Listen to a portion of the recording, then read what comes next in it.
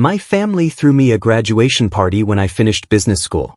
23 years old, MBA from Wharton, and my father handed me the keys to what he called my starter company, a struggling Mascot costume rental business in Newark that was hemorrhaging money faster than a broken fire hydrant. My older brother Marcus got handed the reins to our family's main construction empire the day he graduated high school. My sister Elena?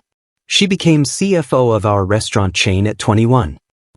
I got Mascot Magic Inc., a company that rented out moth-eaten animal costumes to birthday parties and high school football games. Every empire needs its entertainment division, my father said with that condescending smile I knew too well, while relatives laughed and clinked glasses around our mahogany dining table in our Westchester County estate.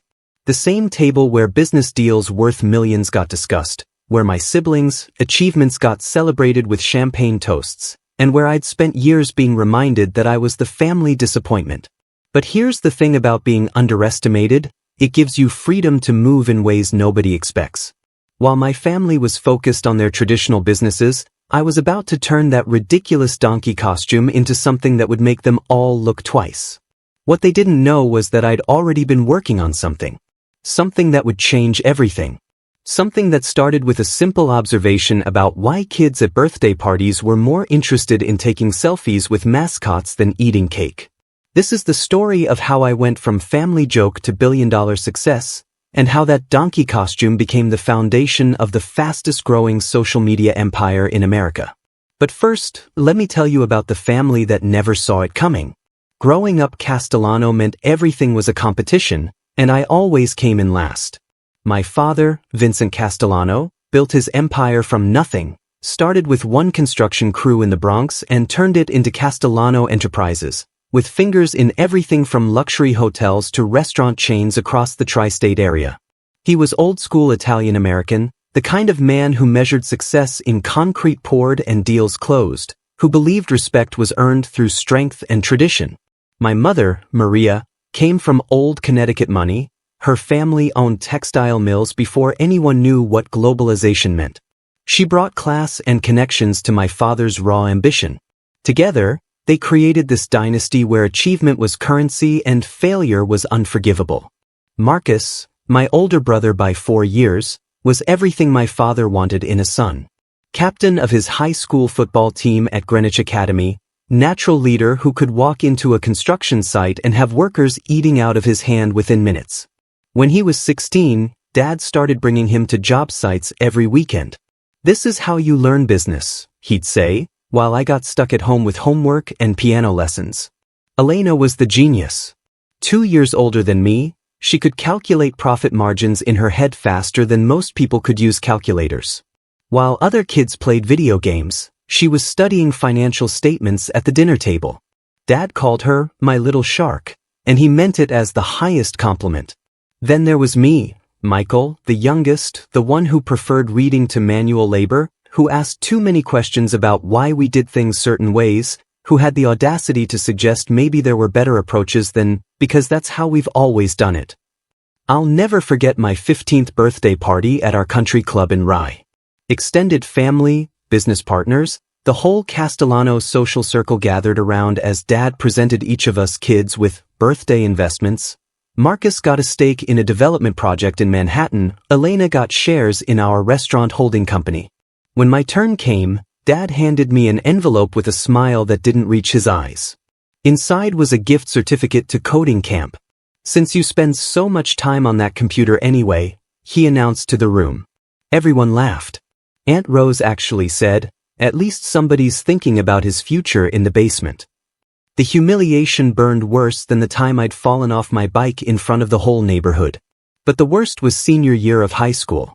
Our annual Castellano family Christmas party, the kind of event where business deals got made over 7 courses and Dom Perignon. 300 guests, including mayors, contractors, restaurant owners, anyone who mattered in our corner of New York business. Dad always used this party to showcase family achievements. He stood up during dessert, tapping his wine glass for attention. "I want to tell you all about my children's accomplishments this year," he began, and my stomach dropped. He talked about Marcus's football scholarship offers, about Elena's acceptance to Columbia Business School. Then he paused, looked right at me. And Michael, he said, well, Michael's been working very hard on his creative writing. He wrote a story that got published in his school literary magazine. Very artistic. The way he said artistic made it sound like a disease. The polite applause that followed felt like a funeral march. What really stung was what I overheard later, when Dad didn't know I was listening. Uncle Tony was asking about succession planning and Dad said, Marcus will take construction, Elena handles finance and restaurants. Michael! He paused. We'll find something for Michael. Every family needs someone to handle the smaller ventures. That's when I knew I'd never be anything more than an afterthought in their grand design. But what they didn't understand was that being overlooked gave me something they'd never have, the hunger to prove them all wrong. Comment below and let me know where you're watching this from. I love connecting with people from all over who understand what it's like to be the underdog in their own family. The call came on a Tuesday morning in March, 3 months after I'd taken over Mascot Magic Inc. I was in the tiny office above a pizza shop in Newark, trying to figure out why we had 17 broken mascot heads and a donkey costume that smelled like it had been through a war, when my mother's voice cut through the phone like a knife. Michael, we're having the spring fundraiser for the Children's Hospital at the house. 3 weeks from Saturday. Your father wants the whole family there, it's important for appearances. The Castellano Spring fundraiser was legendary in Westchester County. Every year, my parents opened our estate to 500 of the most influential people in New York, politicians, business leaders, celebrities who owned homes in the area. It raised millions for charity, but more importantly, it cemented our family's position in high society. Think Great Gatsby, but with better security and tax write-offs. I'll be there, I said, already dreading it. And Michael? Your father wants you to bring a date. Someone appropriate. You know how these things look. Translation, don't embarrass us. The next 2 weeks were brutal. Marcus called to brag about bringing his fiancée, the daughter of a federal judge. Elena was bringing her boyfriend, who happened to be the youngest partner at Goldman Sachs. And me? I was single, broke, and running a business that made barely enough to cover rent. But something was changing with Mascot Magic that my family didn't know about. While they saw a failing costume rental company, I saw something else entirely. The breakthrough had come the week before when I delivered a donkey costume to a kid's birthday party in Hoboken. The party was chaos.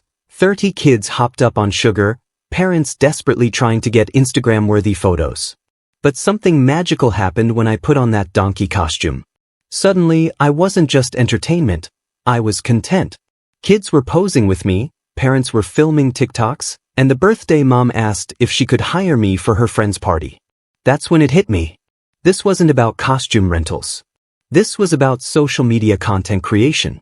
Every parent at every party wanted the perfect shot for their feeds. Every corporate event wanted something that would go viral. What if, instead of just renting costumes, I created characters that were specifically designed for social media? I started developing what I called the donkey, not just a costume, but a whole personality with catchphrases, signature moves, even a backstory. I filmed content every day, building an Instagram following that was growing faster than anything I'd ever seen. In 3 weeks, we'd gone from 0 to 50,000 followers. But I kept it quiet. My family was so dismissive of anything digital that I knew they'd never understand. To them, real business happened in boardrooms and construction sites, not on phone screens. The week before the fundraiser, Dad summoned me to his office in the Manhattan headquarters of Castellano Enterprises. The 52nd floor, corner office with views of Central Park, the throne room of our empire. Michael, I've been thinking about your little costume business, he said, not looking up from his contracts. Maybe it's time to consider selling it. Uncle Tony knows someone in the party supply business who might take it off your hands. You could come work in development, start at the bottom, learn the real business. My chest tightened. Actually, Dad, things are going really well. We're expanding into social media marketing and, he finally looked up, eyebrows raised like I just suggested we start selling ice cubes to Eskimos. Social media marketing? Michael, this is exactly what I'm talking about. You're playing around with toys while your brother is closing a $40 million hotel deal. But if you just look at the numbers. He laughed, the same laugh I'd heard my whole life when I suggested anything outside his worldview. Son, when you can put $1 million in the bank from likes and hearts, then we'll talk numbers. As I left his office, rage burned in my stomach. $1 million. He wanted to see $1 million. The night before the fundraiser, I made a decision that would change everything. I was done being the family disappointment. I was done being dismissed and marginalized. It was time to show them exactly what they'd been underestimating. I spent that night preparing something special. Not just for the party, but for the moment when I'd finally make them all see who I really was. If you're enjoying this story and want to help us reach 1,000 subscribers, make sure to hit that subscribe button and give this video a like. Your support means everything as I share how this all unfolded. Saturday arrived with perfect spring weather, the kind of day my mother always said God designed specifically for Castellano events.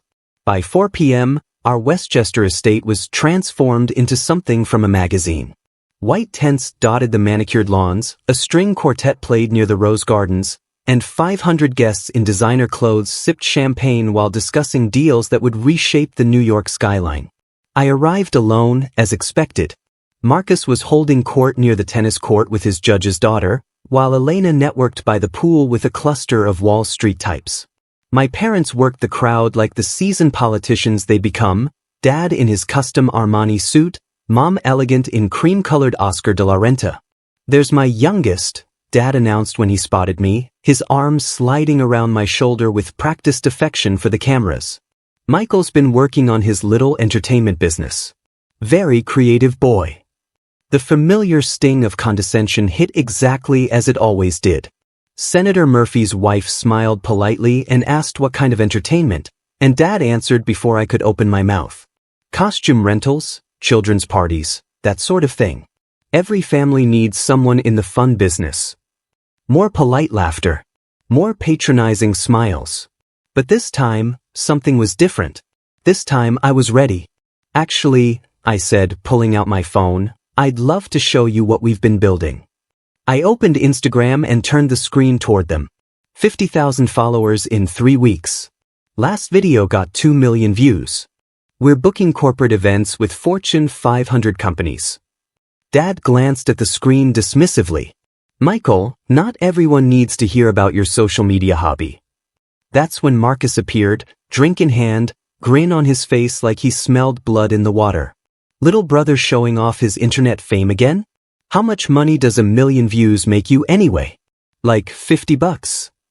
The circle of guests laughed, and I felt that familiar heat rising in my chest, the same feeling from every family dinner, every birthday party, every moment when I'd been made to feel small. But tonight was different. Tonight, I had something they didn't know about. Funny you should ask about money, I said, my voice steady despite my racing heart. Because I actually have some news to share with everyone. Dad's eyes narrowed. This wasn't the script.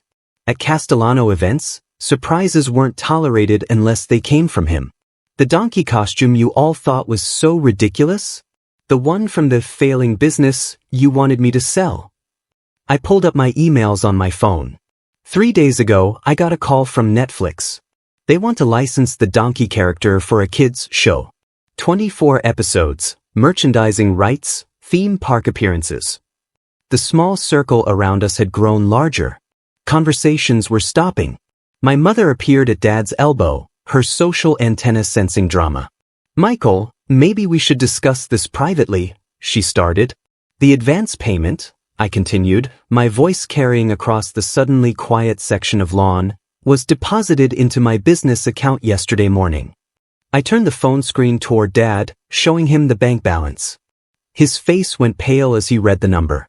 $1.2 million, I announced to the growing crowd. From likes and hearts, Dad. Just like you said. The silence stretched like a held breath. Then Marcus laughed, but it sounded forced. Come on, Mike, that's obviously fake. Want to call the bank? I said, handing him my phone. First National of Newark, account verification line is programmed in. Dad's face had gone from pale to red. This wasn't just about money anymore. This was about control, about the family hierarchy he'd spent decades building, about his youngest son humiliating him in front of every power broker in New York. Even if that's true, he said, his voice tight with barely controlled anger, one lucky break doesn't make you a businessman. You think some cartoon deal makes you equal to what Marcus and Elena have built? You're right, I said. It doesn't make me equal. I pulled up another email thread, my hands surprisingly steady. The production company that called about the Netflix deal? They're owned by Disney. And Disney offered to buy the Donkey brand outright. I looked directly at Dad. The offer is for 8 figures, Dad. More than Marcus made on his hotel deal. More than Elena's restaurant chain is worth. The crowd around us had gone completely silent. Phones were coming out. In the social media age, private humiliation was an endangered species. But here's the thing, I continued, my voice getting stronger. I turned them down. Because this isn't about one deal or one lucky break. This is about building something new. Something you could never understand because you're too busy looking backward to see what's coming next. Dad stepped toward me, his face a mask of fury and embarrassment. You ungrateful. No, Dad. I'm done being grateful for scraps.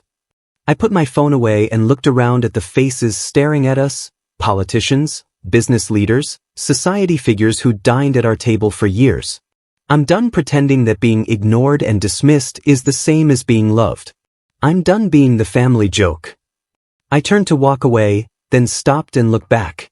Oh, and Marcus? That $50 from 1 million views? Last month's revenue from social media content was $230,000. Maybe you should spend less time laughing and more time learning. As I walked across the perfect lawn toward the valet stand, I heard the explosion behind me. Dad's voice raised in anger, Mom trying to manage the crowd, Marcus shouting something about disrespect. But I didn't turn around. For the first time in my life, I was walking away from them instead of toward them. And it felt like freedom. The fallout was immediate and nuclear. By Sunday morning, my phone was buzzing with texts from relatives, family friends, even business associates who'd been at the party. Half were supportive, half were scandalized, and all of them wanted details. The video clips from the party were already circulating on social media, because nothing stays private when you humiliate someone in front of 500 people with smartphones. Dad called at 6 a.m. I let it go to voicemail. Then Mom called. Then Elena. Then Marcus. I turned off my phone and drove to the Mascot Magic office, where I found my business partner Jake already working on damage control. Dude, he said, looking up from his laptop, your family drama just went viral. The hashtag #DonkeyRevenge is trending on Twitter. We gained 20,000 followers overnight. Jake Martinez had been my roommate at Wharton, the one person who understood both my business vision and my family dysfunction. When I'd inherited Mascot Magic, he'd quit his consulting job to help me transform it. While I was the creative force behind the Donkey character, Jake was the business genius who'd structured our social media strategy and negotiated the Netflix deal. How bad is the family situation? He asked. Scale of 1 to 10? Nuclear winter. But something unexpected happened over the next few days. The story of the underestimated son who'd built a $1 million business from a failing costume shop resonated with people. Local news picked it up, then business blogs, then national media. The David versus Goliath narrative, combined with the family drama, made for irresistible content. More importantly, it brought opportunities we'd never imagined. Corporate brands started reaching out directly, wanting to collaborate with the authentic voice of entrepreneurial disruption. Venture capital firms called, interested in our innovative approach to character-based marketing. The phones didn't stop ringing. The conversation that changed everything happened on Wednesday, when Elena showed up at my office unannounced. I was working on storyboards for the Netflix show when she knocked on the door, looking uncomfortable in her business suit amid the chaos of costume pieces and filming equipment. Can we talk? She said. We went to the coffee shop downstairs, where she ordered a double espresso and sat across from me like she was negotiating a merger. I owe you an apology, she said without preamble. We all do, but I'm the only one with the sense to actually give you one. Elena, no, let me finish. I've been thinking about Saturday night, and about how we've treated you all these years. Dad's been calling you an embarrassment to the family name, but honestly, you're the only one of us who built something completely original. She pulled out her tablet and showed me financial projections. I've been analyzing your business model. The social media integration, the character licensing, the direct-to-consumer content creation. It's brilliant, Michael. It's exactly the kind of innovation our traditional businesses need. That's when she dropped the bombshell. I want to invest, she said. Not as your sister, but as a businesswoman. I want to put $2 million into Mascot Magic and help you scale nationally. I stared at her. Why? Because I'm tired of managing restaurant chains that serve the same food in the same way they did 20 years ago. Because I'm tired of watching Dad dismiss anything that doesn't fit his 1980s playbook. And because, she smiled for the first time since sitting down, my little brother just proved that sometimes the black sheep becomes the shepherd. The investment from Elena changed everything. With proper funding, we expanded from the donkey to a whole universe of characters designed specifically for social media content. We hired animators, content creators, business development specialists. Within 6 months, we had licensing deals with 3 major networks, partnerships with 12 Fortune 500 companies, and a valuation that made my head spin. But the real transformation wasn't financial, it was personal. Working with Elena, I discovered that my sister had always felt constrained by Dad's traditional approach to business. She'd been the perfect daughter, following his playbook exactly, but inside she'd been craving the kind of creative freedom I'd found by accident. Together, we built something neither of us could have created alone. She brought financial discipline and strategic thinking to my creative chaos. I brought innovation and risk-taking to her methodical approach. Within a year, Mascot Magic, now rebranded as Viral Characters Inc., was generating revenues that rivaled the original Castellano construction business. The reconciliation with Dad took longer. Much longer. He spent months refusing to acknowledge what we'd built, dismissing our success as internet nonsense that would disappear as quickly as it had appeared. But when Fortune magazine featured us on their cover as the family that reinvented entertainment marketing, something shifted. The conversation happened at Elena's apartment on a rainy Thursday in December. She'd invited the whole family for dinner, ostensibly to celebrate her engagement but really to force us all into the same room for the first time since the party. Dad sat across from me at Elena's dining table, looking older than I'd ever seen him. "I've been thinking about what you said," he began, his voice quieter than usual. "About looking backward instead of forward." "Dad, no, let me say this." He set down his wine glass and met my eyes. "I built everything I have by doing things the way they'd always been done, by following the rules that worked for my father and his father.